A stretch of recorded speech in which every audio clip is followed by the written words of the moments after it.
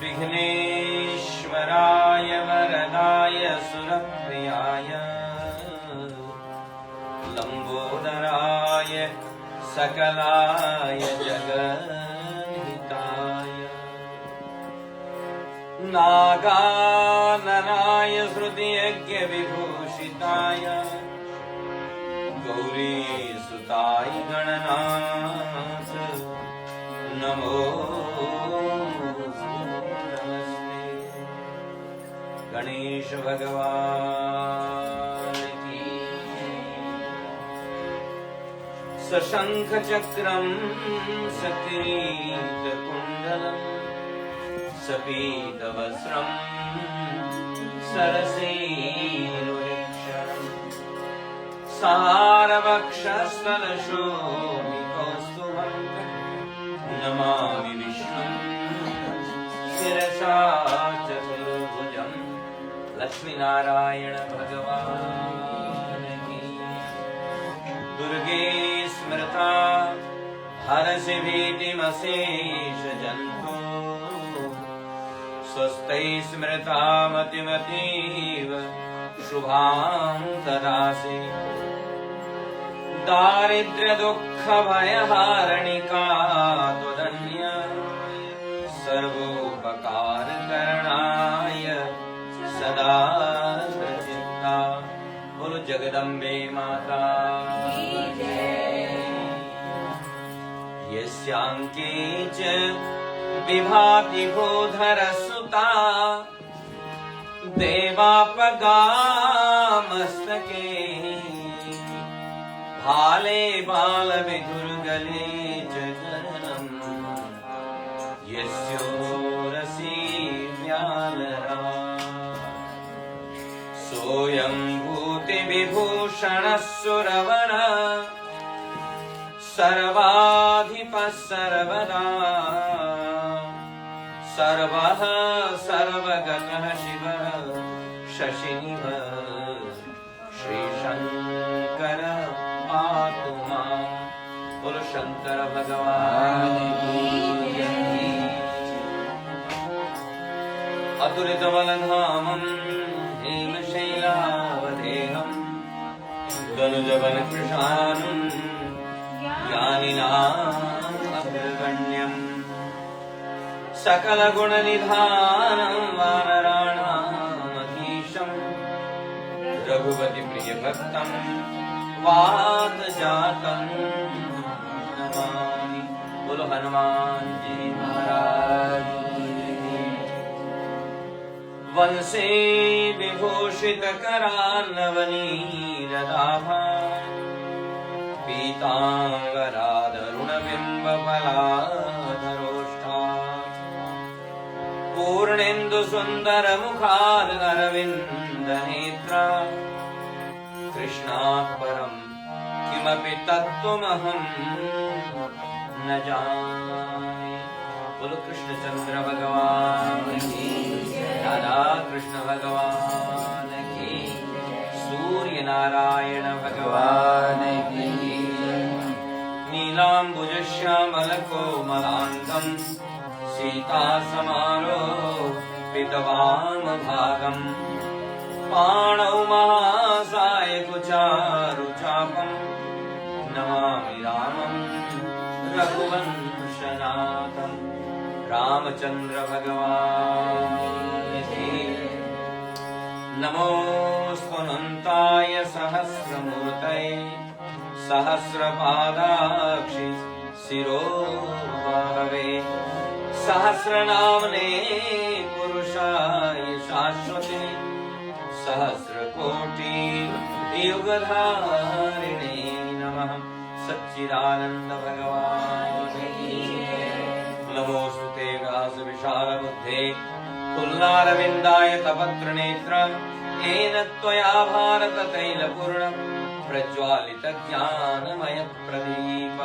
बोलो वेद व्यास भगवान की, सद्गुरुदेव भगवान की, अपने अपने गुरु गोविंद की। गोविंद जय जय गोपाल जय जय गोविंद जय जय गोपाल।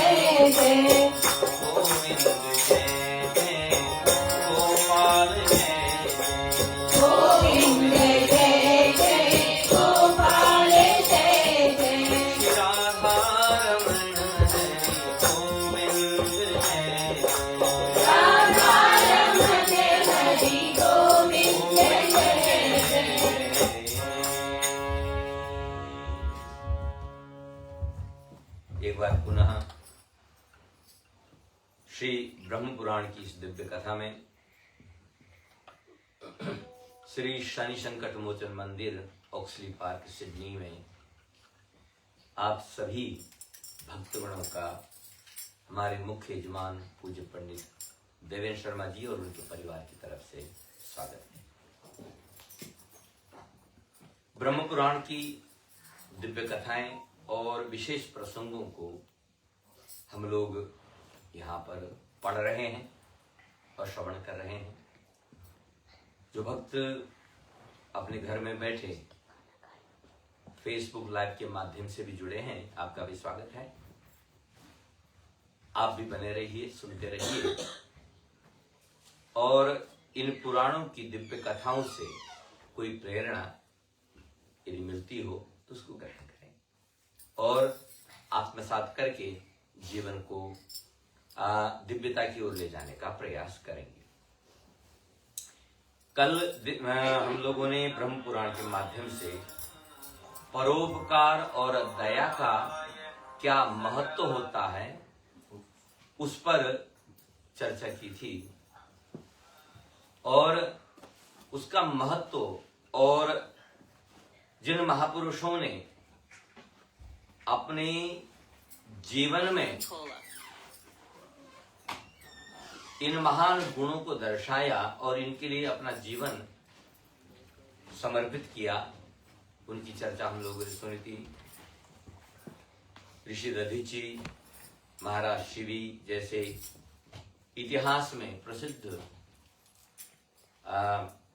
त्यागी महापुरुषों का चरित्र हम लोगों ने श्रवण किया था। आज जो है हम ब्रह्म पुराण में जो सनातन सृष्टि विज्ञान के अनुसार जो 14 भुवन जिनको कहते हैं ना, 14 लोगों की चर्चा है, उसको सुनेंगे हम लोग। तुलसी ने प्रारंभ में गाया ना, भूर्भुवस्वः। ये तो पृथ्वी, स्वर्गलोक और भूवरलोक की चर्चा केवल की, लेकिन ये 3 ही लोक नहीं हैं, 7 ऊपर और 7 नीचे हैं। सब मिला के 14 है, पृथ्वी बीचों बीच में। तो इन 7 लोकों में कौन से वो जीव हैं, कौन से वो देवता हैं जो निवास करते हैं, उसको आज आप श्रवण करेंगे। यहां पर लिखा है कि इन 7 लोकों का वर्णन जो ये ब्रह्म पुराण में मिलता है और ब्रह्मांड की जो संरचना है उसका विस्तार से वर्णन है, लेकिन यहां हम संक्षिप्त रूप से आपके समक्ष रखेंगे। ये लोक विभिन्न स्तरों पर स्थित है और प्रत्येक लोक में भिन्न भिन्न प्रकार के प्राणी या दिव्य सत्ता वास करती है। ये सभी लोग भौतिक स्तर से ऊपर है। भौतिक माने फिजिकल, ये पृथ्वी, क्योंकि देखिए हमारा भी जो स्वरूप है ना, दो स्वरूप है, एक भौतिक स्वरूप है, एक हम लोगों का आध्यात्मिक स्वरूप है। भौतिक रूप से तो आप हम सब एक जैसे हैं, दो हाथ, दो पैर, दो आंख, दो कान, नाक, मुंह, जीभ एक ही जैसे हैं कि नहीं है। लेकिन आप और हमारे अंदर में जो गुणों के आधार पर जो आध्यात्मिक शरीर है वो भिन्न भिन्न है। किसी के अंदर सतोगुण की प्रधानता है, किसी के अंदर रजोगुण की प्रधानता है, किसी के अंदर तमोगुण की प्रधानता है। योगी कौन है? जो इन तीन गुणों को जहां चाहे, जैसे चाहे, जब चाहे उपयोग कर सके। माने उनके द्वारा स्वयं उपयुक्त न हो, वो हमारा उपयोग न करे, लेकिन हम उनका उपयोग कर सकते हैं। उपनिषद में कहा कि वयम न भुक्ता स्वयमेव भुक्ता। हम सोचते हैं कि हमने जीवन भर में खूब ऐशो आराम किया, खूब घूमे फिरे, खूब मजे लिए, कुछ मौज मस्ती की, है ना, और अब ऐसा कोई नहीं है जो जगह देखनी रह गई, वो सुननी रह गई, वो करनी रह गई, सब कर चुके हैं। लेकिन ऋषि कहता है कि नहीं, तुम गलत हो। तुमने भोगों का उपभोग नहीं किया, भोगों ने तुम्हारा उपभोग कर लिया है।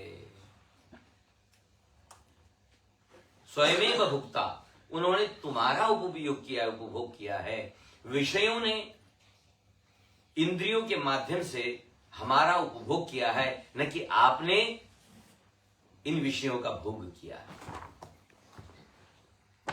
इसलिए चतुर प्राणी वही है जो इन तीन गुणों को जब जहां जैसे चाहे प्रयोग कर सके।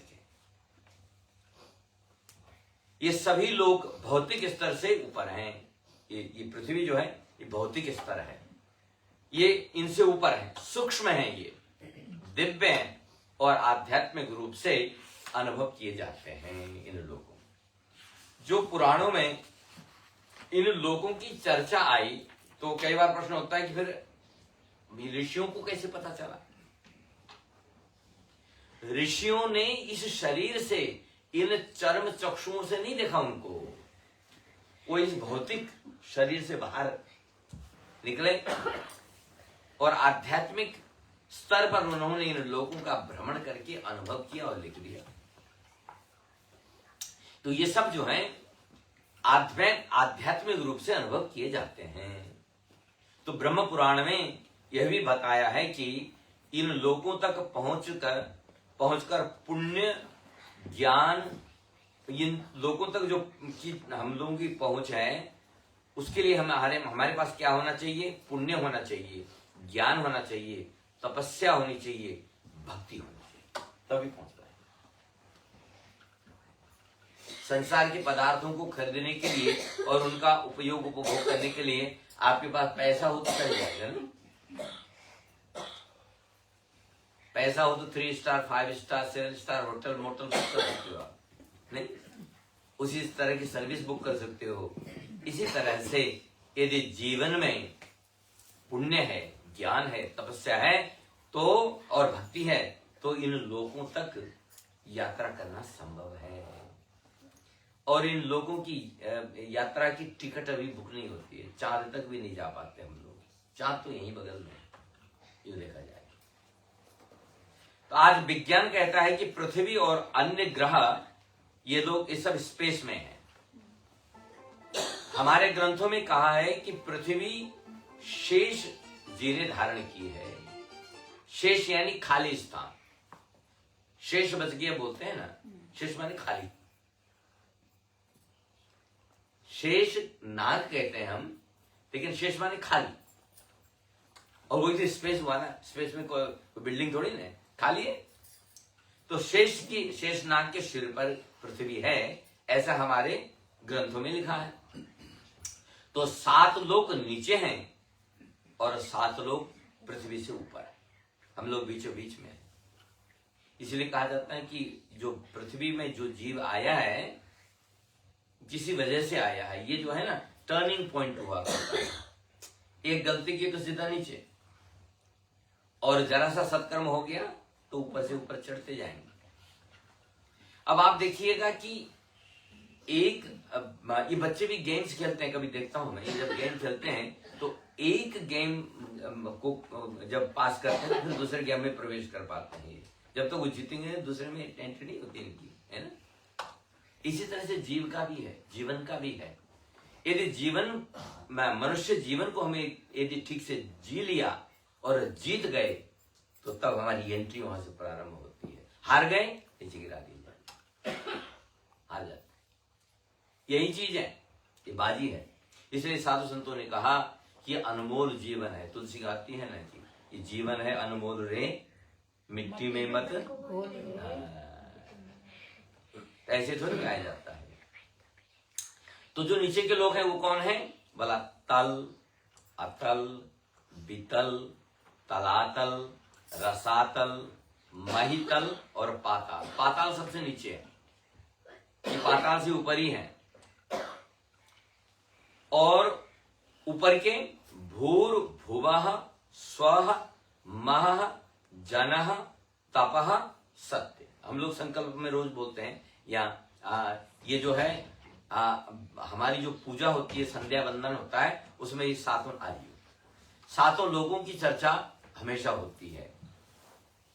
तो कौन कौन से हैं ऊपर के लोग? भूलोक, भुवरलोक, स्वर्गलोक, महलोक, जनलोक, तपलोक, सत्यलोक। इनको ऊर्ध्वलोक कहा जाता है। और जिनमें न श्रद्धा है न धर्म है, जो शास्त्रों के विरुद्ध चलते हैं, वे ऊपर कभी नहीं जा सकते हैं। उनका गेट पास ही नहीं बनता है, और इनको नीचे ही जाना पड़ता है। ये नर्क यानी पृथ्वी लोक से नीचे दक्षिण की ओर जाते हैं। इसलिए कहा जाता है यमपुरी दक्षिण में है। दक्षिण से मार्ग बनता है। यदि आत्मा ने दक्षिण की यात्रा प्रारंभ कर दी तो फिर तो पता जन्मांतर लग जाएंगे ऊपर चढ़ने में। अब आप विचार कीजिए, पृथ्वी बीचों बीच है और कहीं हम मरने के बाद पृथ्वी से नीचे गिर गए तो पृथ्वी तक आने में समस्या हो जाएगी, पृथ्वी में भी जन्म नहीं मिलेगा, ऊपर जाना तो छोड़ो। इसीलिए साधु संत बड़े घबराते हैं, कि ज्ञानी बड़े घबराते हैं कि कहीं ऐसा ना हो कि मरते समय कोई ऐसा विचार उत्पन्न हो और हम नीचे गिर जाएं। इसलिए वो बड़े सावधान रहते हैं कि जीवन में कभी कोई ऐसा विचार ही उत्पन्न न हो जो हमारी पतन का कारण बन जाए, नीचे गिरने का कारण न बन जाए। इसलिए सावधान रहा करते हैं। ये सब पातालों के नीचे भगवान विष्णु का तमोमय विग्रह शेषनाग है। माने नरक लोक भी भगवान से अतिरिक्त नहीं है, लेकिन उनका तमोमय विग्रह जिसे हम शेषनाग कहते हैं, उन्हीं नाग श्रेष्ठ ने इस पृथ्वी को धारण करके रखा है। तो पुराणों के अनुसार 7 लोगों को मूलतः 2 लोकों में विभाजित किया, कि दो डिविजन्स बनाए गए। एक है कृतक लोक और दूसरा है अकृतक लोक। तो कृतक लोक में ही प्रलय और उत्पत्ति का चक्र चलता है, और अकृतक लोक समय और स्थान से परे है। माने जो जितने मनवंतर होते हैं, जितना समय का चक्र चलता है, ब्रह्मा जी की सृष्टि होती है, प्रलय होता है, ये केवल कृतक लोक में होता है। अकृतक लोक में कोई असर नहीं होता है। वहां एक रस एक जैसा रहता है। इसलिए भगवान ने गीता में कहा ना कि यद गत्वा न निवर्तन्ते तद्धाम परम मम। जहां आप जाओगे ना फिर वापस नहीं आओगे, वो भगवान का, वो मेरा धाम है, भगवान ने कहा। तो वहां ब्रह्मा जी कुछ भी करते रहें, उनको कोई असर नहीं होता है। वो ब्रह्मा जी की जो डेस्टिनी है उससे परे पहुंचे। ब्रह्मा जी केवल कृतक लोक में ही प्रभाव करते हैं, शासन करते हैं। अकृतक लोक उससे ऊपर है। तो कृतक लोक में ही प्रलय और उत्पत्ति का चक्र चलता रहता है। अकृतक लोक समय और स्थान से शून्य परे है। तो 7 लोकों का वर्णन यहां पर लिखा कि 7 लोक हैं, जिसमें से 3 लोक भू माने पृथ्वी धरती, भुवरलोक माने आकाश, स्वर्गलोक माने अंतरिक्ष। ये 3 हम लोग हम लोगों के गायत्री मंत्र में भी समाहित हैं। ठीक है। जबकि महरलोक, जनलोक, तपलोक और सत्यलोक उक्त 4 लोक प्रलय से अछूते रहते हैं। भूर्भुवस्वः में ही ये सब कार्यक्रम होता है ब्रह्मा जी का। बाकी उससे ऊपर जो 4 लोक हैं उसमें ब्रह्मा जी की नहीं चलती हैं। इनमें भी जो महरलोक है वह जन शून्य अवस्था में रहता है, वहां कोई व्यक्ति नहीं रहता है, वहां केवल आत्माओं का निवास होता है। तो हम बोलते हैं ना, मरने के बाद आत्मा कहाँ जाती है, तो यहीं जाती है। यदि ऊपर गति हो गई, ऊर्ध्व गति हो गई।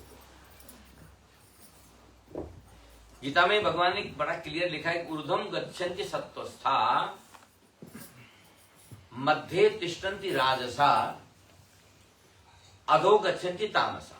क्लियर कह दिया, जो सत्वगुण संपन्न है वो तो ऊपर की ओर बढ़ते चले जाएंगी वो आत्मा, और जो रजोगुण में है वो बीच में ही टिक जाएगी, लेकिन तमोगुण नीचे की ओर जाएगी पृथ्वी से।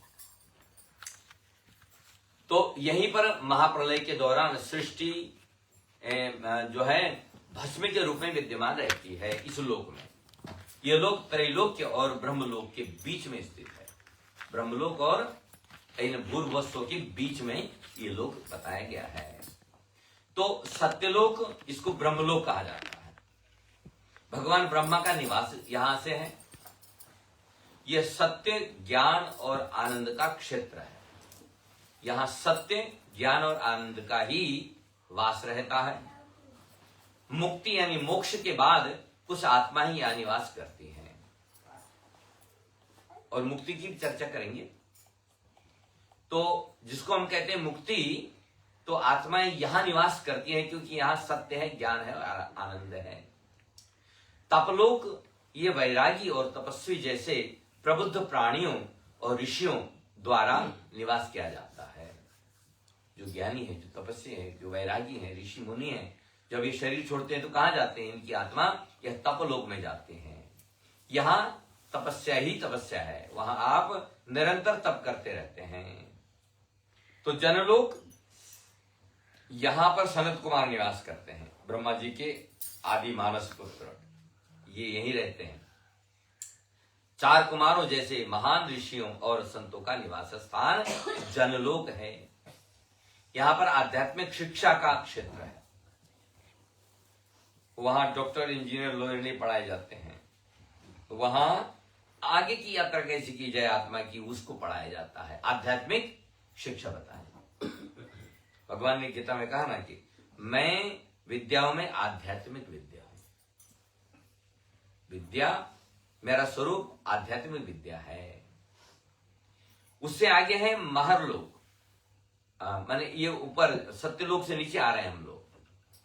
पहला सत्यलोक है, फिर तपलोक है, फिर जनलोक है। अब महरलोक की चर्चा कर रहे हैं। तो जनलोक में कौन है? ये 4 कुमार, सनकादि ऋषि मुनि और इसी तरह के गुण वाले महान संत, महामानव। अब महरलोक में आ रहे हैं। यहां पर कौन रहते हैं? भृगु, मरीचि, अंगिरा जैसे महान ऋषि यहां निवास करते हैं। और जब ब्रह्मांड में कोई घटना घटती है तो यहां पर कोई असर नहीं पड़ता है। फिर आता है स्वर्गलोक। अब आप देखिए, सत्यलोक से कितना नीचे है स्वर्गलोक, ये देखिए। और इनके मैंने मापदंड नहीं लिखा कि कौन कितनी दूरी पर है, क्योंकि वो कंफ्यूजन होगा और फिर आप गणित करते रह जाएंगे और है कंफ्यूजन होगा। इसीलिए इनकी गणना नहीं की मैंने कितना माइल ये दूरी पर है, लेकिन इनकी माइलेज भी लिखी गई है कि कौन लोक कितने, किस लोक से कितना दूरी पर है, ये भी है। तो सत्यलोक ब्रह्मलोक हो गया, फिर तपलोक, फिर जनलोक, फिर महरलोक, और अब स्वर्गलोक आया। ये ठीक पृथ्वी के ऊपर है स्वर्गलोक। स्वर्गलोक के रूप में इसको जाना जाता है और इंद्र द्वारा शासित है। यहाँ के राजा हैं इंद्र और सारे देवता, इंद्र, वरुण, कुबेर, यम इत्यादि। यहाँ पुण्य आत्माओं के लिए उनके अच्छे कर्मों का फल भोगने के लिए एक अस्थाई स्वर्ग बना हुआ है। तो यहाँ केवल पुण्यात्मा अपने किए गए पुण्य कर्मों का फल भोगने के लिए यहाँ जाते हैं। जैसे साल भर काम करते हैं ना, तो फिर 2 हफ्ते की, 3 हफ्ते की, 4 हफ्ते की हॉलिडे बुक करते हैं रिसोर्ट में, क्योंकि अब पैसा इकट्ठा हो गया है और तनख्वाह को भी इकट्ठी कर ली है। और कहा ही जाता है ना कि हम लोग काम माने ऐसे करते हैं जैसे गधे की तरह, we work like donkey and उसके बाद वी एक्ट लाइक मंकी।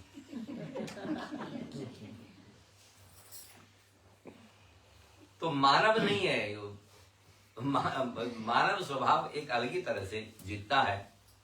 तो डंकी की तरह कमाओ, मंकी की तरह गमाओ, ये हम लोगों की गतिविधि रहा करती है।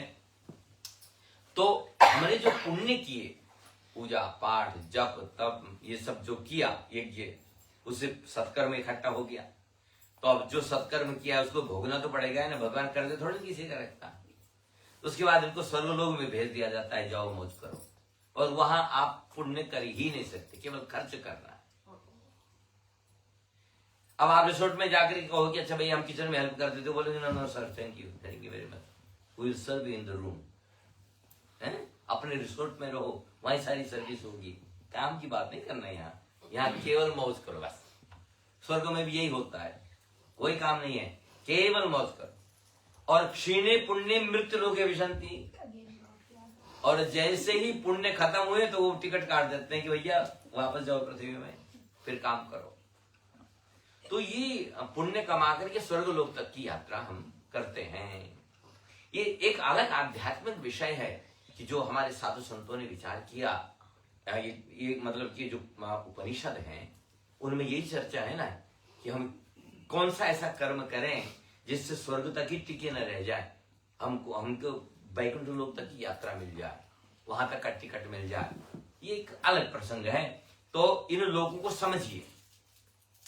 तो स्वर्गलोक यहाँ के राजा इंद्र हैं और यहाँ पुण्यात्माएं जाकर के अपने कर्मों का फल भोगती हैं। और उसके बाद में उसके नीचे है भूवर लोक, जिसको अंतरिक्ष लोक कहा जाता है। पृथ्वी और सूर्य के बीच का स्थान है ये। इसमें सिद्धगण, गंधर्व, अर्ध दिव्य प्राणी, आधे मनुष्य और आधे मनुष्यों से अच्छे, माने जो मनुष्य जैसे होंगे लेकिन दिव्य गुणों से भरे हुए हैं, चमत्कारों से भरे हुए हैं। उनकी इच्छाएं पूरी हो जाती हैं, उनके अंदर शक्तियां हैं। तो ऐसे लोग इस भुवर लोक में निवास करते हैं। और यहां लिखा कि सिद्ध, चारण, गंधर्व जैसे अर्ध दिव्य प्राणियों का क्षेत्र भुवर लोक में है। तो भूलोक पृथ्वी मनुष्यों का क्षेत्र है। यहां कर्म को प्रधान रखा गया है। कर्म प्रधान विश्व करी राखा। और कर्म प्रधान क्षेत्र में जब आए तो कर्म करना ही है। और कह दिया जो जस करहि सो तस फल जागा। जैसा कर्म करेंगे वैसा फल इकट्ठा करेंगे, है ना। आम के बगीचे में जाओगे तो आम इकट्ठा करोगे, और कांटों के बगीचे में जाओगे तो कांटे इकट्ठे होंगे, वही तुम्हें चुभेंगे आगे चल करके। तो जैसे जिस गार्डन में आप घुसे हैं, जिस बगीचे में आप घुसे हैं, वही चीज आप एकत्रित करेंगे। तो पृथ्वी लोक इकट्ठा करने के लिए हुआ करता है। यहाँ पर पुण्य और पाप संचित किए जाते हैं और उसी के आधार पर आगे की जीवन लीला निर्धारित हुआ करती है। तो ये पृथ्वी लोक है। अब नीचे के लोगों की चर्चा कर रहे हैं। यहाँ पर बोला निचले जो लोग हैं उनको बोलते हैं अधोलोक, ऊर्ध्वलोक और अधोलोक, संस्कृत के शब्द हैं ये। तो सबसे पहले अतल आया। अतल में कौन रहता है? माया के पुत्र बलि द्वारा शासित है।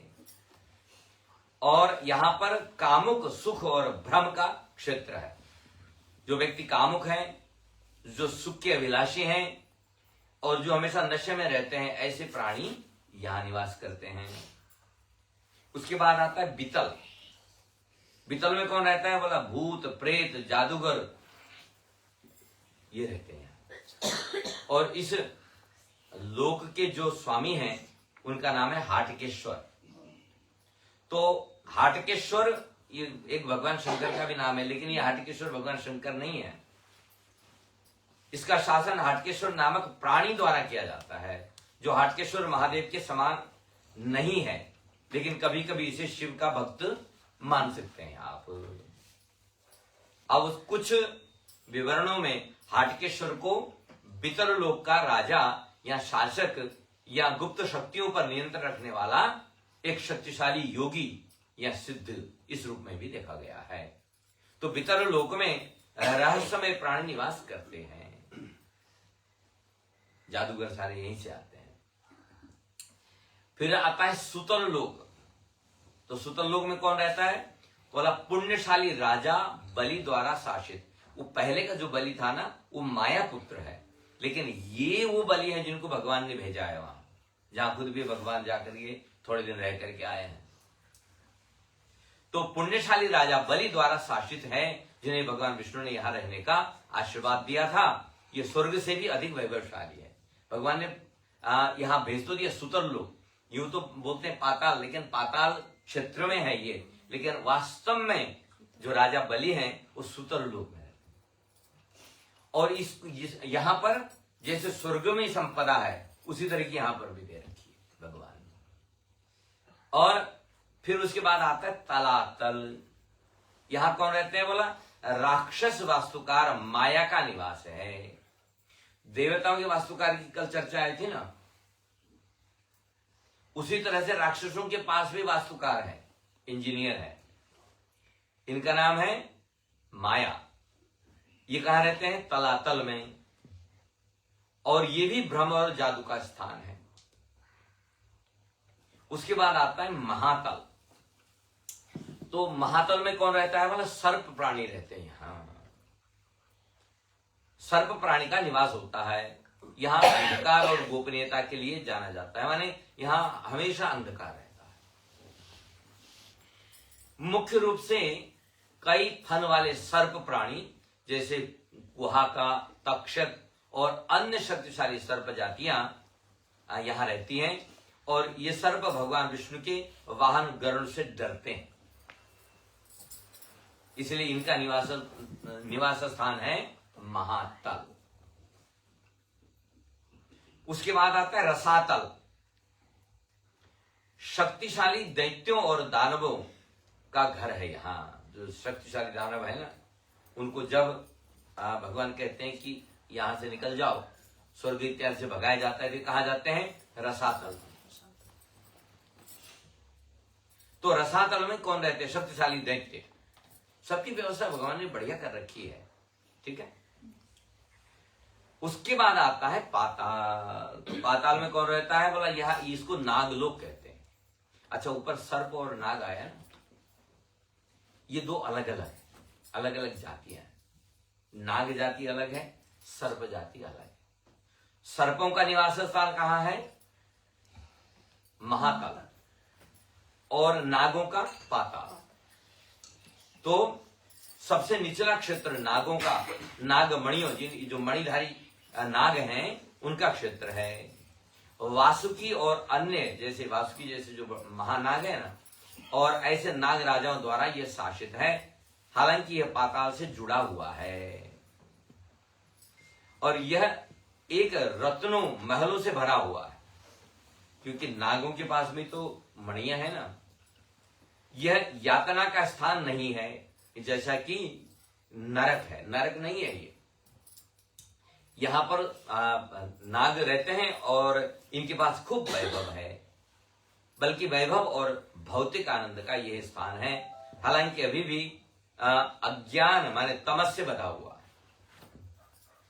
यद्यपि यहां सुख समृद्धि है, लेकिन अज्ञान यहां खूब भरा हुआ है। तो ब्रह्मांड विज्ञान चक्रीय है, जिसमें सृजन, संरक्षण और विनाश माने सृष्टि, स्थिति और प्रलय ये होता रहता है। अलग अलग कल्पों में होता है। चक्र माने जैसे चक्र घूमता है, चक्रवत परिवर्तनते सुखानि च दुखानि च। तो एक सृष्टि होगी, फिर जीवन होगा, और फिर प्रलय होगा, विनाश होगा। अभी है, अभी उत्पन्न हुआ है, थोड़ा दिन स्थिर रहेगा, फिर समाप्त हो जाएगा, फिर उत्पन्न होगा, इस तरह से। इसी को चक्रीय कहा जाता है, चक्र स्थिति। और प्रलय और विशाल अवधियों माने युग और कल्पों में इनका होता है। हम लोगों ने जब नारद पुराण किया था तब हम लोगों ने मनवंतरों की, युगों के का जो मान है, समय है, उस पर विस्तृत रूप से चर्चा की थी। नारद पुराण में बड़ी अच्छी माने गणना है इन सब चीजों की। माने एक छोटे से छोटे काल के अंश से लेकर के ब्रह्मा जी की इस तक की चर्चा हम लोगों ने नारद पुराण के माध्यम से की थी, तो उसको थोड़ा सा पलट के देख लीजिएगा। अब आगे जो है भगवान मार्तंड की उत्पत्ति की कथा चर्चा यहां पर कर रहे हैं, और उसमें जाने से पहले एक कीर्तन कर ले बच्चे। तो यहां पर अदिति माता के गर्भ से कैसे भगवान मार्तंड का प्रादुर्भाव हुआ उसकी चर्चा कर रहे हैं। मुनियों ने पूछा, भगवान आपने भगवान सूर्य को निर्गुण और सनातन देवता बताया है, फिर आपके ही मुख से हमने यह भी सुना है कि वे 12 स्वरूपों में प्रकट हुए हैं। वे तेज की राशि और महान तेजस्वी होकर किसी स्त्री के गर्भ से कैसे उत्पन्न हो सकते हैं, कैसे उत्पन्न हुए हैं, इस विषय में हमें संदेह है, तो आप कृपा करके बताएं। तो प्रसंगवशात आपको बता दें कि सनातन धर्म में पंचदेव पूजन का महत्व है। पंचदेवों की पूजा है। ये 5 देवता हैं, गणपति, भगवती, शिव, विष्णु और सूर्य। तो सूर्य सनातन धर्म का एक प्रधान देवता है। पंचदेव उपासना में इसको लिया गया है और इसको सनातन धर्म की प्रैक्टिस में डेली प्रेयर में आता है। सूर्य को अर्घ्य देने का, नित्य सूर्य को अर्घ्य देने का नियम है। तो यहां पर ऋषियों ने प्रश्न पूछा कि जो इतना विशाल प्रभावशाली देवता है वो किसी स्त्री के गर्भ से कैसे उत्पन्न हो सकता है, तो इस पर कृपा करके आप प्रकाश डालें। तब ब्रह्मा जी बोले कि प्रजापति दक्ष के साथ कन्याएं हुई जो श्रेष्ठ और सुंदरी थी। उनमें से अदिति से देवता और दिति से दैत्य और धनु से बलाभिमानी दानव हुए हैं। देखिए, दानव, दैत्य और देवता ये भी अलग अलग है, तीनों भाई हैं लेकिन सौतेले हैं सारे, इसे लड़ते रहते हैं। देवता सात्विक हैं और उनके अतिरिक्त दैत्य आदि राजस हैं और तामस भी हैं। देवताओं को यज्ञ का भागी बनाया गया क्योंकि वो सात्विक है। और जो सात्विक होता है उसमें फर्क क्या होता है पता है? कोई सात्विक व्यक्ति होगा और उसके सामने एक रोटी रख दी जाएगी और कोई दूसरा भूखा आएगा, वो कहेगा मुझे भूख लगी है, तो आधी रोटी उसको दे देगा। भैया जैसी मेरी भूख वैसी तुम्हारी भूख, मुझे भी दर्द हो रहा है, तुम्हें भी दर्द हो रहा है, कष्ट मुझे भी है, कष्ट तुम्हें भी हो रहा है, इसलिए तुम्हारा कष्ट और मेरा कष्ट बराबर है, इसलिए आधी तुम आधी मैं बांट करके उस चीज को एक दूसरे का दुख दूर करेंगे। वो सात्विकता का प्रतीक है। राजसिक क्या है? राजसिक ओवरलुक कर देता है कि मैं सुखी रहूं, मेरा पेट भरा रहे और दूसरों का दर्द उसे महसूस नहीं होगा। और तामसिक क्या करता है? वो छीन करके भी केवल अपने लिए जीता है, वो तामसिक है। जैसे पशुओं में आप उनके बच्चों को भी उनके साथ भोजन देंगे ना, तो बच्चों को मार काट के भगा देंगे और खुद खा पी जाते हैं। उनको इतना दया भाव थोड़ी ना कि हम मेरे बच्चे हैं, ऐसे कुछ नहीं। मैं भूखा हूं, मैं भूखी हूं, मैं खाऊं पहले, बाकी कोई खाए ना खाए, औरों को न मिले, तो तामसिकता वो है। देवता क्या है कि आप देवताओं को कुछ देंगे तो देवता उसके बदले आपको उससे अधिक देंगे। गीता में भगवान ने कहा देवताओं के लिए आप जब कुछ करते हैं और देवताओं को जब प्रसन्न करते हैं तो देवता भी उसके बदले में आपको फल देते हैं। देवान भावयता नेना ते देवा भावयन्ति ते परस्परम भावयन्ता श्रेयः परम वाप्स्यता। आप देवताओं को प्रसन्न रखो और उनके लिए यज्ञ करो, पूजा करो, और देवता उसके बदले में आपको भोग देंगे जो चाहोगे, सुख, संपत्ति, संतान, पैसा, प्रॉपर्टी, जो चाहिए वो देवता आपको दे देंगे। परस्परम भावयन्ता, तो दोनों में सामंजस्यता रहेगी तो इसी से धर्म टिका रहेगा। इसीलिए यज्ञ माने मिल बांट करके किसी चीज को लेना। जब हम यज्ञ करते हैं तो उसमें जब हम सामग्री, घी इत्यादि, लकड़ी इत्यादि जब यज्ञ कुंड में छोड़ते हैं तो अग्नि देवता उसको ग्रहण करते हैं। फिर उसका स्थूल रूप जल जाता है, लेकिन सूक्ष्म रूप से वो वायुमंडल में सबके हित में बिखेर देते हैं। उससे रोग शोक की निवृत्ति होती है, वो वायुमंडल शुद्ध होता है, वृष्टि होती है, और उस वृष्टि से पृथ्वी में अनाज इत्यादि उत्पन्न होता है जिससे हमारा जीवन चलता है। यज्ञ का यही महत्व है कि जब आप दें तो स्वार्थ से ऊपर उठ करके रहे, स्वार्थ भाव से नहीं। यज्ञ स्वार्थ नहीं होता है, यज्ञ परमार्थ होता है। इसलिए यज्ञ को ही ब्रह्मा जी ने आदि कर्म बताया है। माने सृष्टि को संचालित रखने के लिए अपनी योग्यता के अनुसार से एक दूसरे को लुक आफ्टर करना ही यज्ञ है। और देवताओं को जो दिया वो बैंक बैलेंस में जमा करके ताले में नहीं रखते, हो उसके बदले में हमें वापस देते हैं। इसलिए उनको यज्ञ का भाग बनाया। और उसकी जगह पर राक्षस क्या करते हैं, वो छीन झपट करके केवल अपनी तिजोरी में रखते हैं, उसको आगे नहीं जाने देते। अब कहना तो नहीं चाहिए हमें, हम ऑस्ट्रेलिया में हैं लेकिन बिलोंग तो भारत से करते हैं। भारत में जब ये पैसा बंद हुआ, जब ये करेंसी बंद हुई ना, दूसरे दिन मॉर्निंग में नाली में पैसे पड़े हुए थे, करोड़ों कैश नाली में पड़ा हुआ था। लोगों ने जहां मन में आए वहां फेंक दिया उनको। क्यों? उन्होंने सब दबा के रखे थे घर में, वो सर्कुलेशन में था ही नहीं वो पैसा। वो राक्षसी वृत्ति थी, उसका तोड़ वही था, उसके अलावा नहीं तो वो आज के थोड़ी ना, पता नहीं कितने समय से दबा के रखे होंगे, लूट खसोट के रखे होंगे, काला बाजारी करके रखे होंगे वो पैसा। तो हमने प्रत्यक्ष, लोगों ने जो भारत में रहते उन्होंने देखा है कि लोगों ने करोड़ों रुपए ऐसे नालियों में, नदियों में बंडल के बंडल बहा दिए, किसी के काम नहीं आए थे। तो ये तामसिक लोगों का काम था। समाज में हर तरह के लोग रहते हैं ना, और सात्विक जो लोग हैं उनको जो मिलता है उसको मिलवाट करके वो समाज में लगा देते हैं। राजसिक लोग अपने भोग में उपयोग करते हैं और तामसिक लोग छुपा के, तुमको भी नहीं मिलेगा।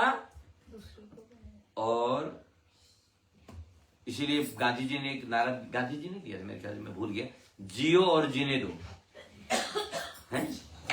खुद जियो और दूसरों को जीने दो, ये नारा दिया था। तो देवताओं को यज्ञ का भागी बनाया गया, परंतु दैत्य और दानव उनसे शत्रुता रखते थे। उनको ये लगता था कि अच्छा इनको कुछ दो तो मिल बांट करके आपस में इनकी अच्छी गुटबंदी है ना, तो उनसे जलते थे, शत्रुता रखते थे। सो मिलकर देवताओं को कष्ट पहुंचाने लगते थे, दुख देने लगते थे। जब अदिति ने देखा कि दैत्यों और दानवों ने मेरे पुत्रों को अपने स्थान से हटा दिया है, दैत्य और दानव दोनों मिल गए, और देवताओं का, अब देवता एक और दैत्य और दानव दो मिल गए और उन्होंने स्वर्ग में अधिकार कर लिया और सारी त्रिलोकी को नष्ट कर दिया, भूर्भुवस्व। तब उन्होंने सूर्य की आराधना करने का महान प्रयत्न किया। माता ने कोई नियमित आहार करके कठोर नियम का पालन करती हुई एकाग्र चित्त हो आकाश में स्थित तेजो राशि भगवान भास्कर का स्तमन करने लगी, प्रार्थना करने लगी। और इस प्रकार बहुत दिनों तक आराधना करने पर भगवान सूर्य ने दक्ष कन्या को दर्शन दिया। बोलो सूर्य नारायण भगवान की जय। माने कोई भी उपलब्धि यूं अचानक किसी को नहीं मिल जाती, सबको तप करना पड़ा, चाहे वो कितना महान व्यक्ति हो, कितना ही बड़ा ऋषि मुनि हो। यदि जीवन में उपलब्धि हुई है तो तप से मिली है, कठिनाई से मिली है, प्राप्त हुई है, यूं अचानक किसी को नहीं मिली है। तो जब भगवान ने दर्शन दिया तो अदिति मां ने हाथ जोड़ के कहा, हे देव आप प्रसन्न हो। अधिक बलवान दैत्यों और दानवों ने मेरे पुत्रों के हाथ से तीनों लोगों का राज्य और यज्ञ का भाग भी छीन लिया है। हे गोपते, भगवान सूर्य का एक नाम गोपति है, अपने अंश से मेरे पुत्रों के भाई होकर आप उनके शत्रुओं का नाश करें। आप एक अंश से मेरे पुत्रों के भाई बनो, माने मेरे पुत्र बनो, आप उनका नाश करें। यदि आप अवतार लेंगे तो अवश्य उनको सहयोग प्राप्त होगा। भगवान सूर्य ने कहा कि देवी, मैं अपने 1000वें अंश से तुम्हारे गर्भ का बालक होकर प्रकट होऊंगा। नहीं तो सूर्य को कौन सहन कर सकता है। 1000 जो अंश है उसका परसेंटेज 1000% से मैं आऊंगा, वो 1000% अंश से आऊंगा। तत्पश्चात भगवान सूर्य ने वर्ष के अंत में अदिति के गर्भ में निवास किया। उस समय देवी अदिति ने यह सोचकर कि मैं पतिव्रता पूर्वक ही इस दिव्य गर्भ को धारण करूंगी, एकाग्र चित्त हो कृच्छ और चांद्रायण आदि व्रतों का पालन करने लगी। कृच्छ और चांद्रायण जो ये व्रत होते हैं, ये बड़े कठिन होते हैं। जैसे चांद्रायण व्रत को भी लें तो उसमें ये होता है कि प्रतिपदा से लेकर के 15 दिन गिने जाते हैं। तो प्रतिपदा को 1 ग्रास खाया जाता है, 1 ग्रास केवल, द्वितीया को 2, तृतीया को 3, चतुर्थी को 4, ऐसे। तो पूरे दिन में ऐसे, और 15वें दिन में 15 ग्रास केवल खाने को मिलेगा। ये जो व्रत होते हैं ऐसे कठिन व्रत होते हैं। तो ये जो व्रत हैं इन पर चर्चा करेंगे कभी। कृच्छ और चांद्रायण बड़े कठिन व्रत हैं, इनका पालन मां ने किया। उनका यह कठोर नियम देखकर कश्यप जी ने क्रोधित होकर के कहा, अरे तू नित्य उपवास करके गर्भ के बच्चे को क्यों मार डालती है? जब तू खाएगी पिएगी नहीं तो गर्भ में जो बच्चा है उसको क्या मिलेगा? कश्यप जी पति है ना, तो पत्नी पर क्रोधित हो गए।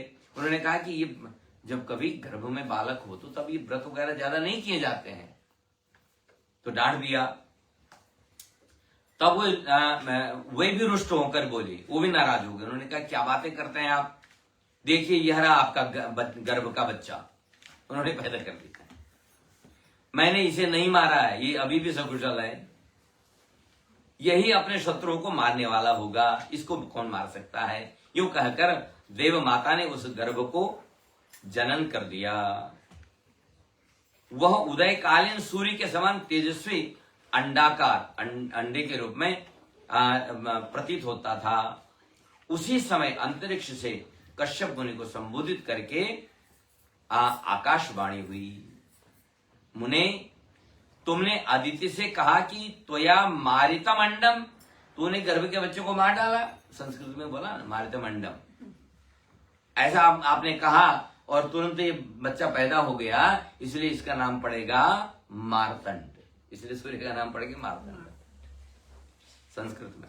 देखो संस्कृत भाषा की विशेषता यह है कि एक भी अक्षर बिना वजह है ही नहीं, क्यों बना, कैसे बना, उसका अर्थ क्या है। तो मार्तंड भगवान का नाम पड़ा क्योंकि इनके पिताजी ने कहा था कि तूने गर्भ के बच्चे को मार डाला क्या, ऐसे व्रत उपवास करके, तब उनका नाम पड़ गया मार्तंड। और ये भी आकाशवाणी के द्वारा घोषणा हुई तो इनका नाम पड़ गया मार्तंड, और इसी नाम से ये विख्यात हुए। बोलो मार्तंड भगवान की। इसीलिए तुम्हारा नाम, यह पुत्र जो हुआ है इसका नाम मार्तंड नाम से विख्यात होगा।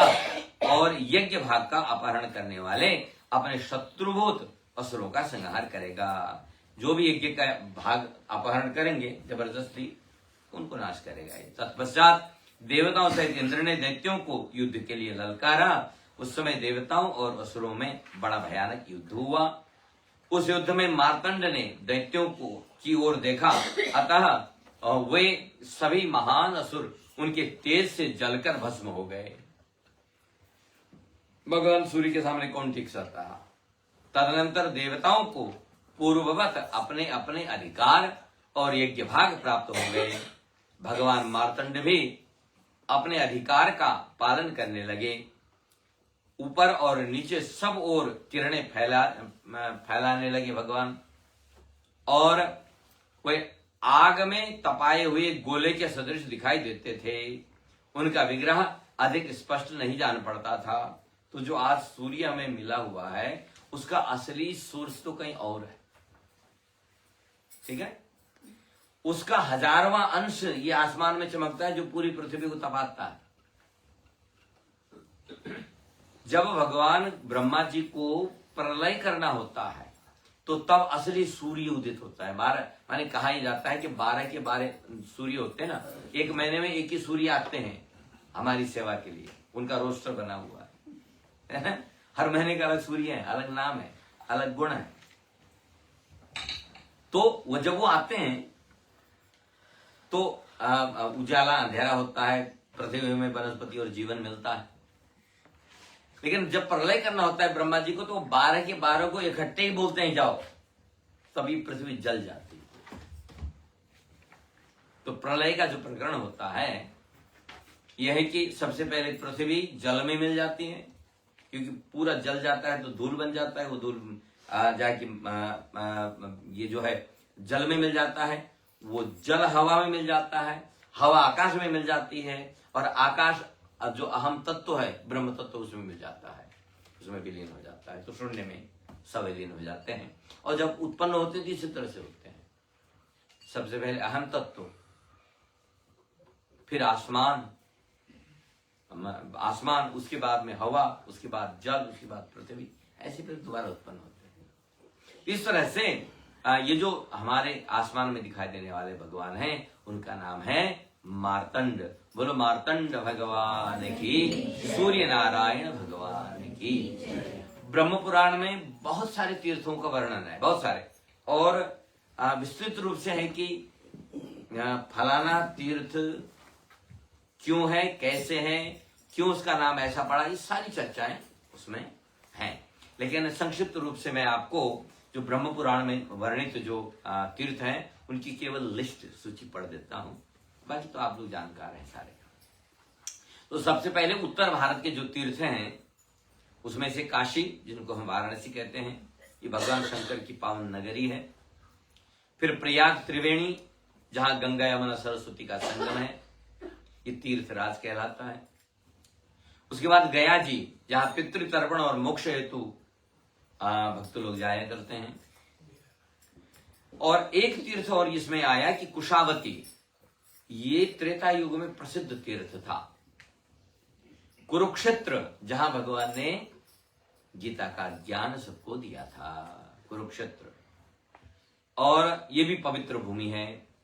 उसके बाद में पश्चिम भारत, पश्चिम भारत के तीर्थों में पुष्कर हो गया, जो राजस्थान में है।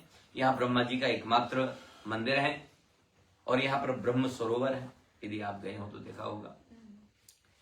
और द्वारका, जो कि गुजरात प्रांत में है, और ये भगवान कृष्ण ने बसाई की नगरी, और 4 धामों में से एक है। और फिर सोमनाथ, जहां की प्रथम ज्योतिर्लिंग भगवान का है, ये पश्चिम भारत के तीर्थ हैं, ये तो मुख्य मुख्य है ना, इसके अलावा बहुत सारे हैं। फिर दक्षिण के कांचीपुरम, शिव और विष्णु दोनों के मंदिर यहाँ खूब है। श्रीरंगम विष्णु के पवित्र मंदिरों में प्रमुख स्थान है यहाँ पर। रामेश्वरम भगवान राम के द्वारा स्थापित मंदिर है ये, जहां की राम सेतु है। और कांची जो कि मदुरई, तिरुचिरापल्ली आदि तीर्थों का भी इसमें खूब वर्णन है और विस्तृत रूप से है।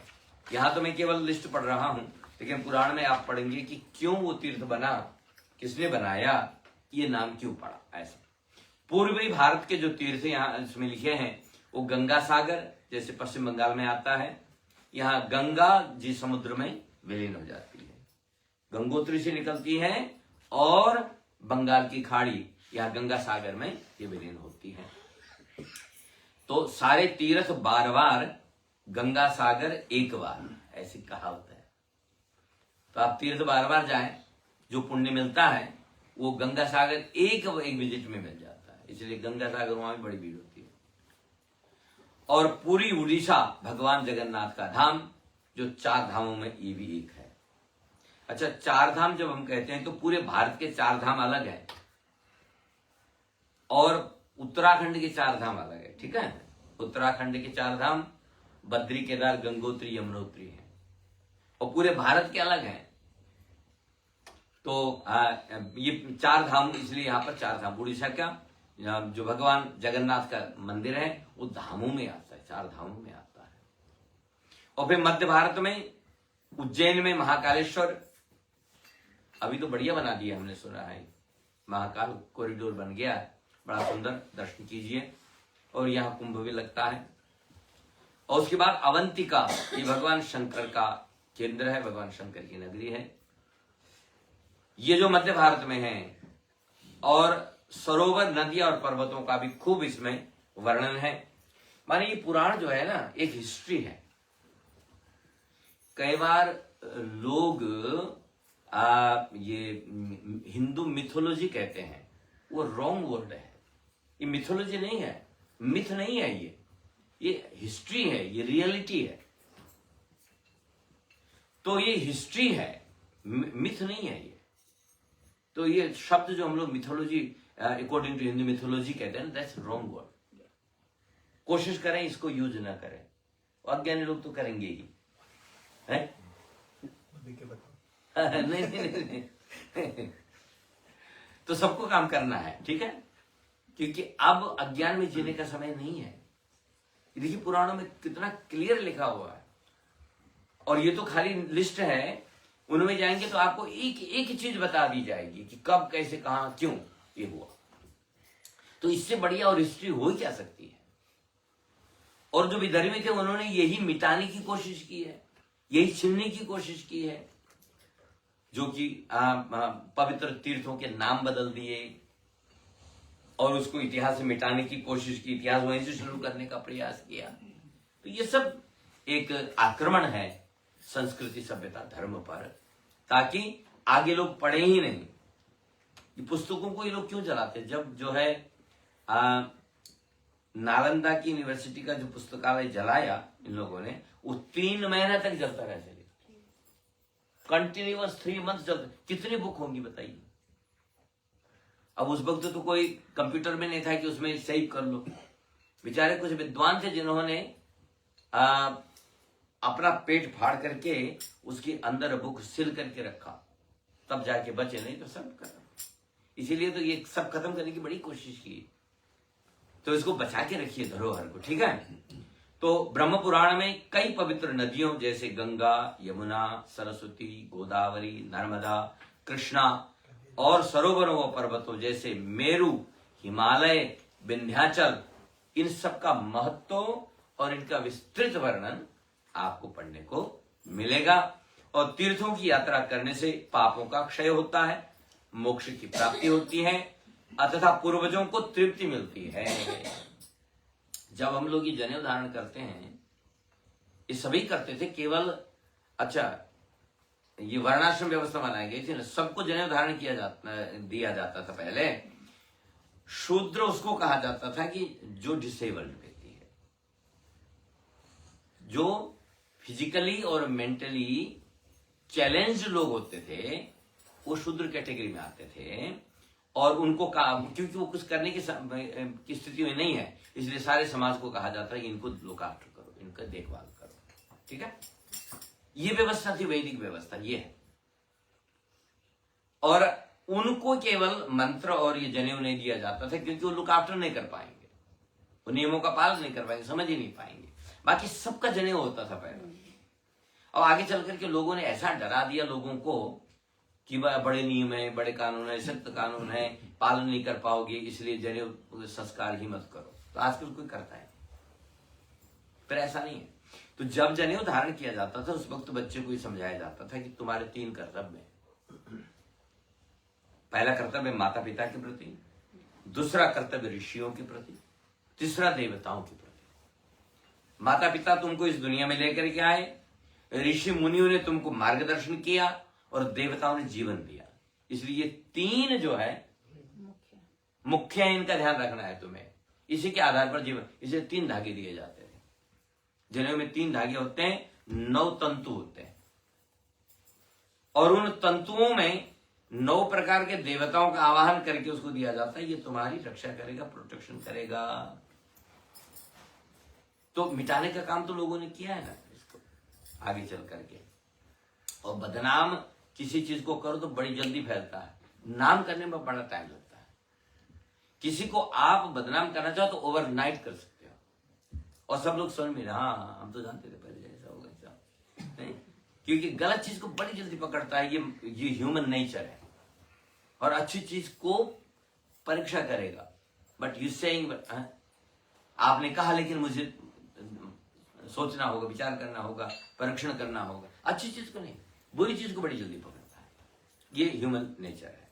तो इस प्रकार से इस तीर्थ में अनेक तीर्थों की चर्चा करते हुए एक विशेष तीर्थ जिसकी चर्चा पुराणों में कमी होती है, हम लोगों में कमी होती है, उस तीर्थ की चर्चा करने जा रहा हूं मैं। इस तीर्थ का नाम है पैशाच तीर्थ। और इसी प्रसंग में हनुमान जी का भी प्रसंग है। आज मंगलवार भी है, सुंदरकांड का पाठ भी किया है आपने, तो थोड़ा हनुमान जी की चर्चा भी हो जाए। तो ब्रह्मा जी कहते हैं कि मुनिश्रेष्ठ नारद, अब ये कई श्रोता कई वक्ता है, ठीक है, यहां नारद जी को सुनाया जा रहा है ये प्रसंग। ब्रह्मगिरि के पार्श्व में अंजन नाम से प्रसिद्ध एक पर्वत है। वहां एक सुंदरी अप्सरा शाप भ्रष्ट होकर उत्पन्न हुई, उसका नाम अंजना था। उसके सब अंग बहुत सुंदर थे, किंतु मुंह वानरी का था। केसरी नामक श्रेष्ठ वानर अंजना के पति थे। केसरी की एक दूसरी भी स्त्री थी जिनका नाम अद्रिका था। देखो ये तो आपने नहीं सुना होगा ना, उनका नाम था अद्रिका। वह भी शाप भ्रष्ट अप्सरा ही थी। उसके भी सब अंग सुंदर थे, किंतु मुंह बिल्ली के समान था। बिना कारण कुछ नहीं होता है, सब शापित जीव हैं ये। अद्रिका भी अंजन पर्वत पर ही रहती थी। एक समय केसरी दक्षिण समुद्र के तट पर गए। इसी बीच में महर्षि अगस्त्य अंजन पर्वत पर आए। अंजना और अद्रिका दोनों ने महर्षि का यथोचित पूजन किया। इससे प्रसन्न होकर महर्षि ने कहा, तुम दोनों वर मांगो।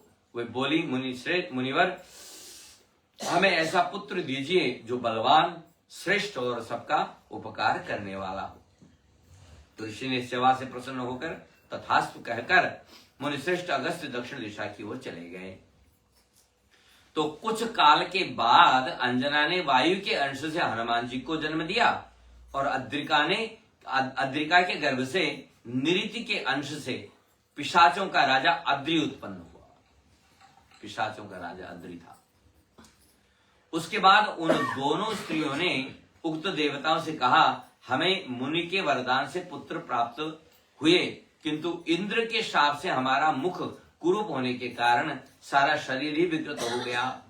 इसे दूर करने के लिए हमें क्या उपाय करना चाहिए, इसे आप दोनों बताएं। तब भगवान वायु और निरति ने कहा कि गोदावरी में स्नान और दान करने से तुम्हें शाप से छुटकारा मिल जाएगा। यूं कहकर वे दोनों ही अंतर्धान हो गए। तब पिशाच रूपधारी अद्रि ने अपने भाई हनुमान जी को प्रसन्न करने के लिए माता अंजना को लाकर गोदावरी में नहलाया। इसी प्रकार हनुमान जी भी अद्रिका को लेकर बड़ी उतावली के साथ गौतमी गंगा के तट पर आए। तब से वह पैशाच और अंजना तीर्थ के नाम से विख्यात हुआ। तब से नाम चल रहा है। तो पुंजिका स्थला जो बंदर मुख में परिवर्तित हो गई थी, उनकी छोटी सी कथा भी यहां लिखी कि यह कथा एक अप्सरा पुंजिका स्थला की शरारतों से शुरू होती है। मनोरंजन की खोज में वह स्वर्ग से धरती पर आने लगी और विचित्र जीवों के साथ खेलने लगी। एक दिन जब वो धरती के जंगलों में घूम रही थी, तभी उसने एक बंदर को ध्यान में लीन देखा। वो बंदर कोई साधारण जीव नहीं था, बल्कि एक शक्तिशाली ऋषि बृहस्पति थे। इस रूप में वहां बैठे हुए थे। पुंजिका स्थला ने शरारत से उन पर फल फेंकने शुरू कर दिए। पेड़ में चढ़ गई, उन पर फल गिराने लगी। अंततः ऋषि ने क्रोधित होकर उसे शाप दे दिया कि जब भी वो किसी से प्रेम करेगी, वो स्वयं बंदर बन जाएगी। तो पुंजिका स्थला की ब्रह्मा से प्रार्थना। जब ये श्राप मिला तो ब्रह्मा जी के पास गई। पुंजिका स्थला नाम की अप्सरा थी, वो ब्रह्मा जी से प्रार्थना करने लगी कि वो इस श्राप से मुक्त कैसे हो। और उसकी सेवा से प्रसन्न होकर ब्रह्मा जी ने उसे वरदान दिया कि तुम धरती पर जाओ और कुछ समय वहां निवास करो। वहां तुम्हें तुम्हारा पति मिलेगा और भगवान शंकर के अंश से तुम एक पुत्र को जन्म दोगी, तो तुम्हारा श्राप मुक्त हो जाएगा। ये था। लिखा है कि दुहिता वानर इंद्रस्य कुंजरस्य महात्मनः मानुषम विग्रहम कृत्वा रूप योगन शालिनः। ये जो है वाल्मीकि रामायण के श्लोक है जो मैं आप सुन रहे हैं। तो पुंजिका स्थला का अंजना के रूप में पुनर्जन्म हुआ। कैसे कि पुंजिका स्थला ने अंजना के रूप में जन्म लिया और अंजना का विवाह वानरों के राजा केसरी से हुआ, जिन्हें भगवान शिव ने दिव्य शक्तियों का वरदान दिया था। वाल्मीकि रामायण के अनुसार केसरी बृहस्पति के पुत्र थे और उन्होंने राम रावण युद्ध में श्री राम का साथ दिया था। लिखा है ना कि गिर त्रिकूट ऊपर वस लंका तह रावण सहज आशंका। तो त्रिकूट पर्वत पर लंका बसी हुई थी। वहां एक तह अशोक उपवन जह रहे सीता जह रही सीता बैठे सोच रथ आई। तो अशोक वृक्ष के नीचे सीता जी राम जी के ध्यान में मस्त हैं। तो यहाँ पर बड़ी सुंदर जानकारी है कि त्रिकूटाचल पर्वत यानी यहाँ 3 पर्वत थे, इसीलिए इनको त्रिकूट कहा जाता है। पहला सुबैल पर्वत जहां भगवान राम जाकर ही ठहरे थे, जहां के मैदान में युद्ध हुआ था। दूसरा नील पर्वत जहां राक्षसों के महल बसे हुए थे, असली लंका नील पर्वत पर थी। और तीसरे पर्वत का नाम है सुंदर पर्वत जहां अशोक वाटिका निर्मित थी। इसलिए शायद सुंदरकांड का नाम सुंदर इसलिए पड़ा क्योंकि सुंदर वन जहां अशोक वाटिका थी उसमें सीता जी का निवास था, इसलिए सुंदरकांड नाम पड़ा। हो सकता है एक भी कारण, कई कारणों में से एक। तो नील पर्वत पर रावण की लंका थी, सुबैल पर्वत पर युद्ध हुआ था और सुंदर पर्वत पर सीता जी निवास करती थी जहां अशोक वाटिका थी। इसी अशोक वाटिका में हनुमान जी और सीता जी की भेंट हुई थी, ऐसा लिखा है। और ये भेंट कैसे हुई आप जानते हैं, सुंदरकांड का भी आपने पाठ किया। लेकिन ये किष्किंधा कांड की चौपाई है ये कि जो नागे सत जोजन सागर करे सो राम काजवती आगर। ये शर्त थी। 100 योजन का समुद्र सामने है, जो नाग पाएगा वो सीता जी के दर्शन पाएगा।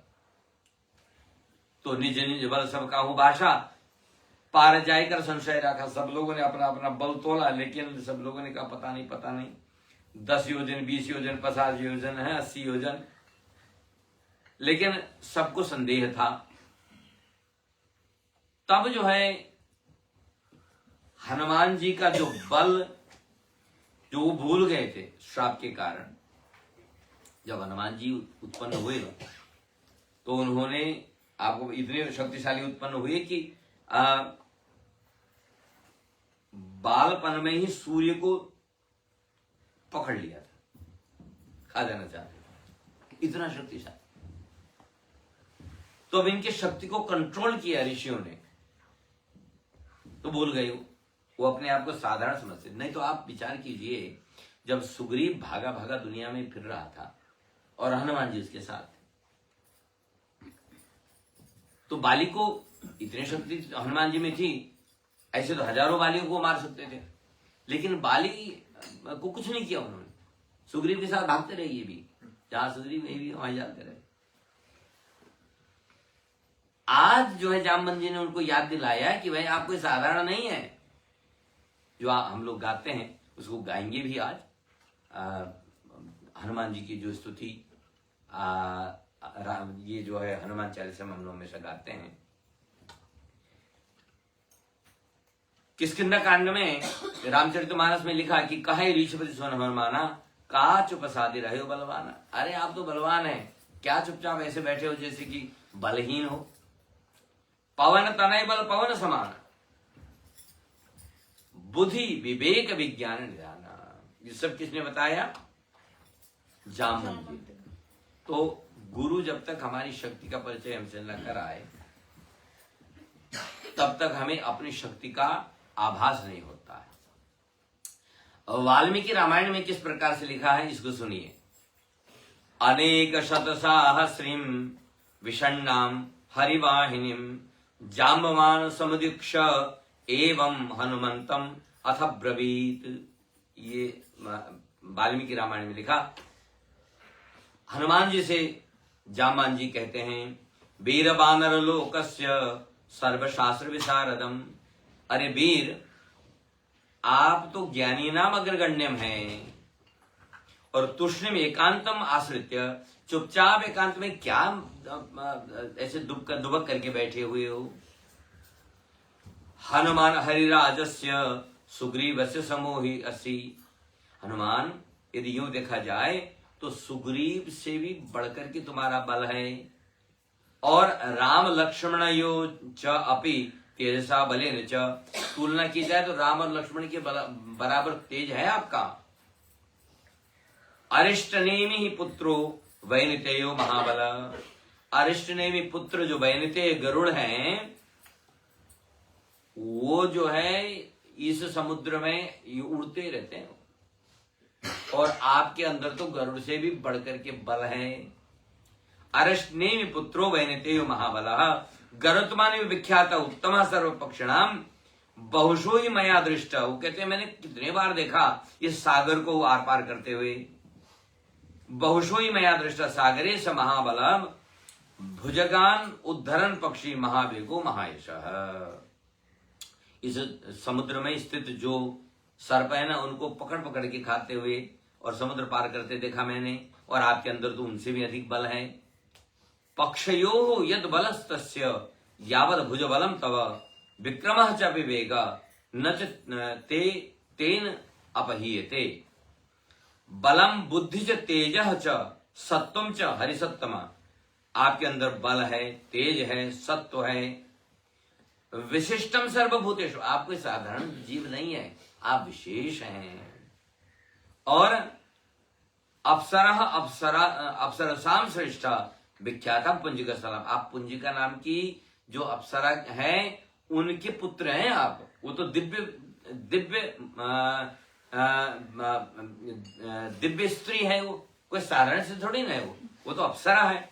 अंजना इति परिख्याता पत्नी केसरी है, और केसरी महाराज भी कोई साधारण बंदर थोड़ी ना है, उनके पुत्र हैं आप। विख्याता त्रिषु लोकेषु, तीनों लोकों में इनकी ख्याति है। अभिशापात अभूतात कपित्व काम रूपिणी। उनको तो श्राप के कारण ये कपि बनना पड़ा, अन्यथा तो दिव्य शक्ति संपन्न है। आपके अंदर भी वही शक्ति है। तो अंजना की भगवान शिव की उपासना के कारण आप उत्पन्न हुए हैं। तो यहाँ पर बताते हैं हनुमान जी का जन्म कैसे हुआ, उसकी चर्चा यहाँ पर की गई है। आप सब जानते हैं हनुमान जी की उत्पत्ति की चर्चा। एक कथा के अनुसार जब समुद्र मंथन के समय भगवान ने मोहिनी रूप धारण किया, और बाद में भगवान शंकर को पता चला कि भगवान ने मोहिनी रूप धारण किया, तो देवता ने कहा हा क्या स्वरूप था महाराज, क्या स्वरूप था, क्या स्वरूप था। तो भगवान शंकर ने कहा हम तो रह गए थे, हमने तो देखा ही नहीं। क्यों महाराज आप कहाँ थे? बोला हमने तो हलाहल विष पी लिया था, तो उसको पचाने में लगे थे, समाधि में चले गए। तो बोले बाबा ने हलाहल विष पिया और समाधि में चले गए, और ये सब मिस कर गए वो सारा। आगे क्या क्या लीला भगवान ने की। तो जब देवताओं से सुना कि भगवान का मोहिनी रूप तो देखने लायक था, अब वो पीछे पड़ गए। ये देखिए एक लीला कैसे होती है कि भगवान से कहा कि महाराज आपने सबको अपना मोहिनी रूप दिखाया, हमें भी देखना है, हमें भी देखना है, हमें भी देखना है। तो भगवान ने कहा कि रहने दो। बोले बाबा आप जो चीज छुपी है उसको छुपाए रहने दो, जो चीज यदि आपको देखना होता तो तभी देख लेते। माने नहीं। तब फिर भगवान ने जब मोहिनी रूप धारण किया तो शिव जो काम का दहन करने वाला तत्व है, देवता है, वो काम को, ये भगवान की शक्ति है। इसलिए भगवान की शक्ति के को तोला नहीं जा सकता है। इदमित्थम कही जाता न सोई, कि भगवान कब कहां कैसे किसको क्या करेंगे कोई भरोसा नहीं। माने शिव बिरंची कहूं मोह ही कोहे बपुरा आन, रामचरितमानस। जो ब्रह्मा और शिव को भी मोहित करें, संसार में कौन ऐसा बेचारा है जो भगवान की माया के सामने टिक सके, शक्ति के सामने टिक सके। बपुरा माने बेचारा। तो फंस गए। उसी वक्त शक्तिपात हुआ और उस शक्ति को बचा करके रखा। समय आने पर वायु देवता ने उसी शक्ति को माता अंजनी के गर्भ में प्रविष्ट करवाया। इसलिए शक्ति शंकर की वाहक वायु देवता, और इसीलिए दोनों को पिता का दर्जा मिला।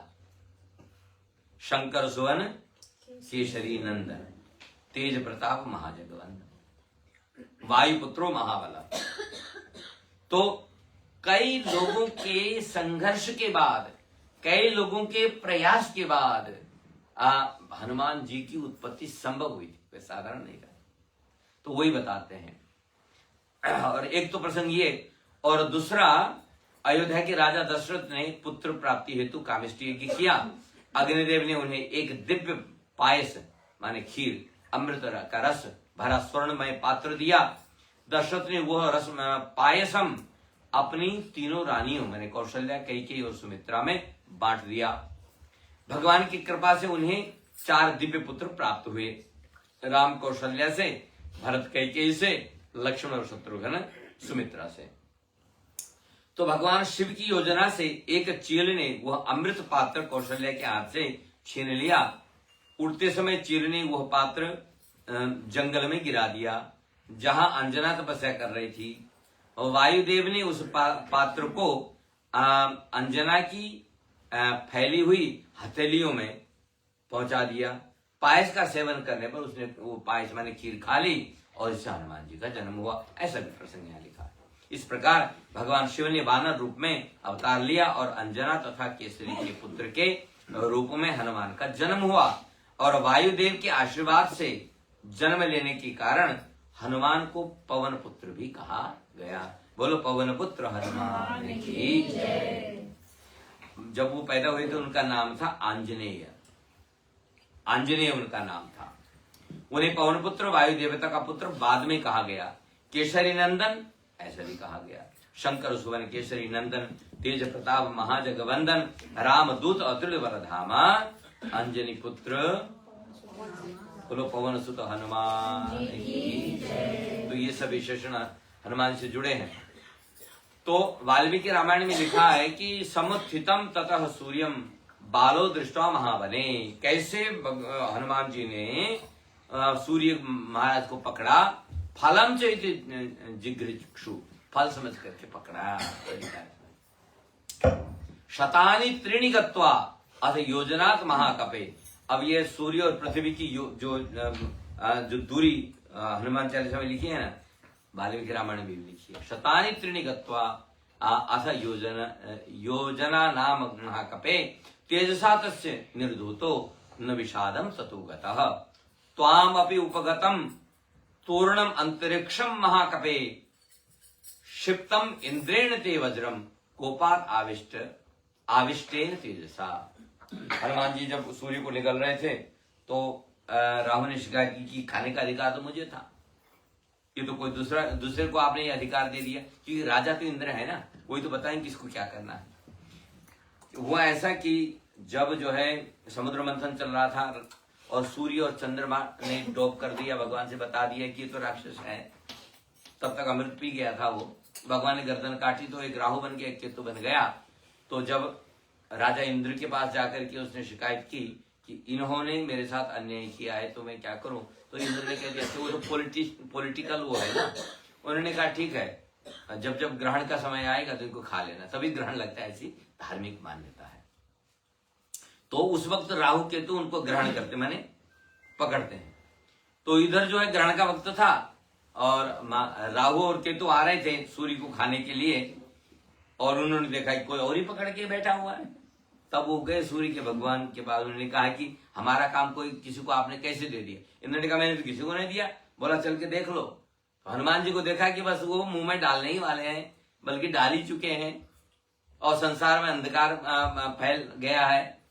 तो इंद्र ने समझाया रुको रुको रुको रुको, वो तो बालक कहाँ मानता है ना, हठ बालक की बड़ा जिद्दी होते हैं, नहीं? बच्चे मनवा करके ही छोड़ते हैं। 4 प्रकार के हटों में एक हट बाल हट भी है। बाल हट, राज हट, योगी हट, स्त्री हट, परे हट, ये सारे हट हैं। नहीं, ये अपनी बात मना के छोड़ते हैं। तो माना नहीं।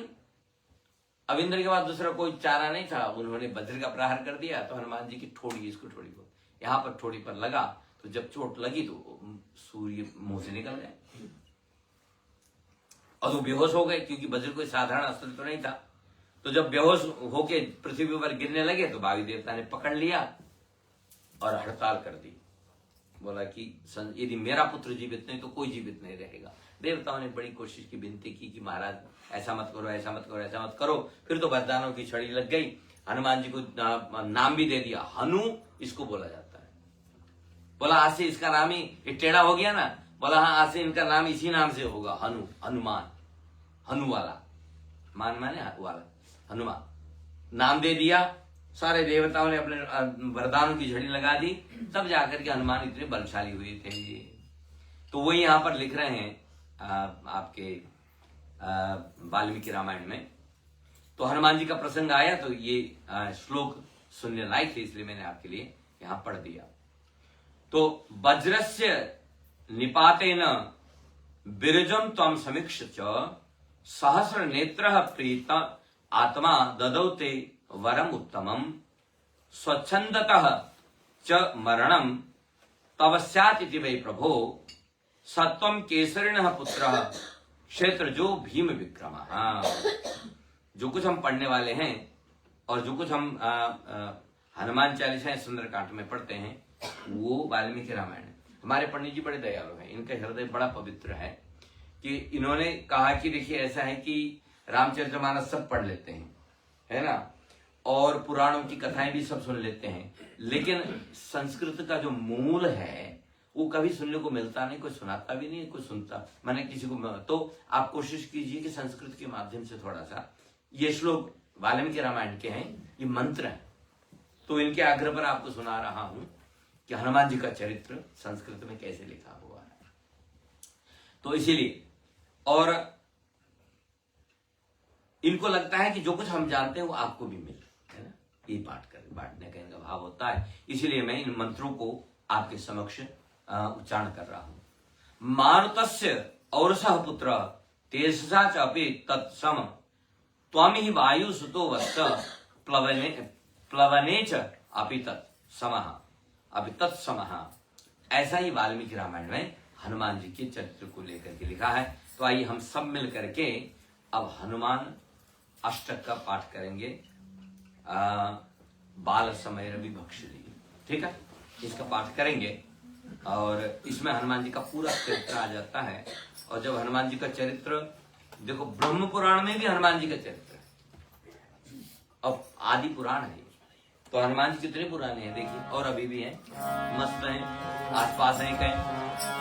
बाल समय रवि भक्ष लियो तब तीन लोक भयो माये सुत्रास मयो जग संकट भाव सुजातन देवन आने करी विनती तब आने दियो रवि भक्ष निवारो कोई जानत है अभी संकट मोचन नाम मनि को नहीं जानत है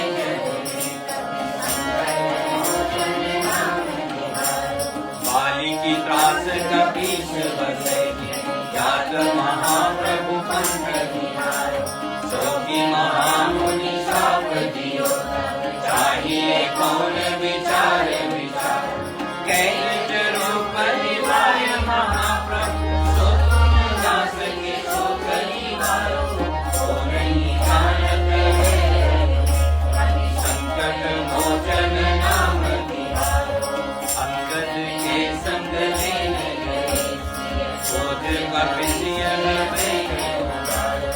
जीवन नाम जीवो हमको विनाश विनाए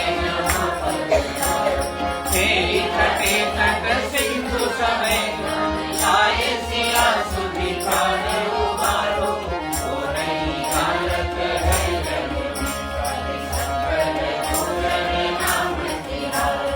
रावण प्रासदई सिय राक्षसी सो कही आगे समय हनुमान महाप्रभु जाय महारजनी सात सिया शोक सुहागी नहीं प्रभु मुद्रिका शोक निवारो को नहीं जानत है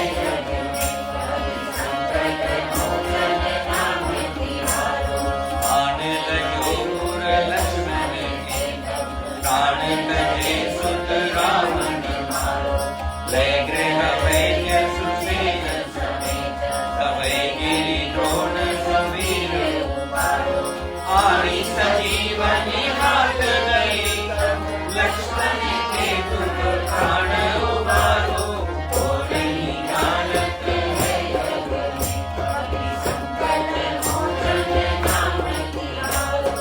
रावण युद्ध अजान कियो तब नागति पास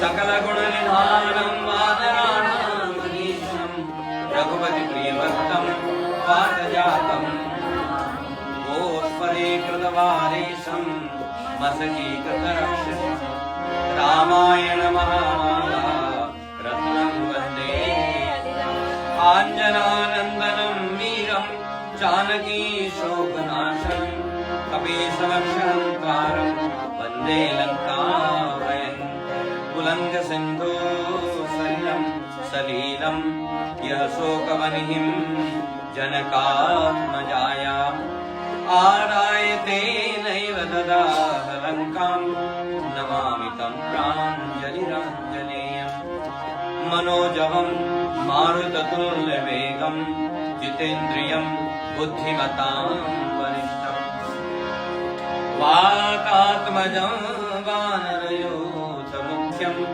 श्रीरामदूतं शरणं प्रपद्ये श्रीरामदूतं शरणं प्रपद्ये तथा च ओषधयो अस्माभिः सञ्चिता देवदासना निर्मथ्यम् अमृतं याभिः तदा तदानीं नो महत्बलं सैदानीम् अहं वृद्धः परिहीन परिक्रमः साम्प्रतं कालमस्माकं भवान् सर्वगुणान्वितः तत् विजृम्भस्व विक्रान्तः प्लवतामुत्तमो हि असि त्वद्वीर्यं द्रष्टुकामायं सर्वा वानरवाहिनी उत्तिष्ठ हरि शार्दूल लङ्घयस्व महार्णवं पराहि सर्वभूतानां हनुमान या गतिः तव। जाम्बान जी ने आदेश दिया, उत्तिष्ठ कपि शार्दूला, हे कपियों में सिंह के समान बलशाली हनुमान जी उठो और विक्रम दिखाओ और विषण्णा हरयः सर्वे हनुमान किमुपेक्षसे विक्रमस्व महावेगः विष्णुः त्रिविक्रमानिव। बस इसको समुद्र को लांग करके भगवान का काम करें, क्योंकि कावन सो काज कठिन जग माही जो नहीं हो जात तुम पाई राम काज लगी तब अवतार सुन लगी कय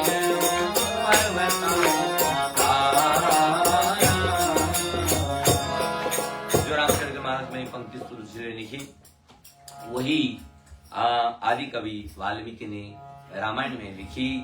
उत्तिष्ठ हरि शार्दूलम लंघयस्व महार्णवम पराहि सर्वभूतानां हनुमान या गतिस्तव। आप अपने बल को पहचानिए और समुद्र का उल्लंघन कीजिए और सीता जी का पता लगाइए। आपके लिए छोटी बात है, कोई बड़ी बात नहीं है। यो कह करके हनुमान जी के प्रेरणा स्वरूप जामन जी बन गए। उसके बाद हनुमान जी ने क्या पराक्रम किया उसको किसी से छुपा हुआ नहीं है। अब कल की कथा में कर्म और अकर्म से मुक्ति कैसे मिलती है उसकी चर्चा होगी और इसके साथ साथ और भी प्रसंग कल की कथा में रहेंगे। तो आप लोग जुड़िए और ब्रह्म पुराण की इस दिव्य कथा का लाभ लीजिए। मंदिर का दर्शन और साथ साथ कथा का पान ये पुण्य को देने वाला है। तो एक बार पुनः निमंत्रण देते हुए अपनी वाणी को विश्राम करते हैं। अब कुछ भजन होंगे, फिर आरती होगी, उसका बोलो सच्चिदानंद भगवान।